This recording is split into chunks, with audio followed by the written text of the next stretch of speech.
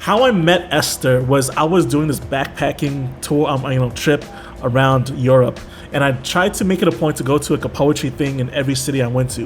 When I got to Manchester, I looked up on Facebook like poetry Manchester. The first thing that came up was this thing called Young Identity, which is her spoken word group out of her university. And I went there. Their artist in resident, their mentor Shirley May, did this whole thing where like she made fun of American poets, like, oh yeah, if you want to get a 10 in America, you just do one of these and act as if like you're blowing yourself in the head. And I was like, ugh. I don't know if she knew that I was like American until like I opened my mouth.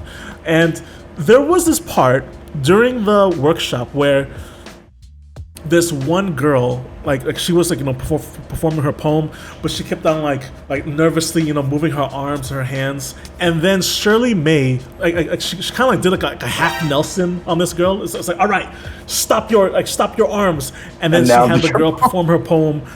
Like while the girl's arms were being like held behind Shirley May behind her back. It was like the most hilarious thing, and the whole thing was like in the UK, it's 50% text, 50% performance. Like they really don't like overperforming, and you can see that like Esther is in that whole school.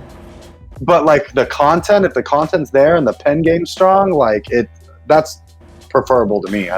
You'd be surprised, dude. Like in Amsterdam, they dock you points if you overperform. Like they're like an 80% text, 20% kind of performance kind of place. I've seen dudes lose in Amsterdam because they came with a traditional slam style, and then I saw this like sleepy ass Tumblr ass poet girl win with like just reading this text off her thing. This is my favorite one, the hand stuff. Whenever they look at their hands, like there's things in my hand. Benny says, I would be fucked in that scene. Yeah, we all would, because we're North American, eh? All right, I'll be okay, let's get bro. into it.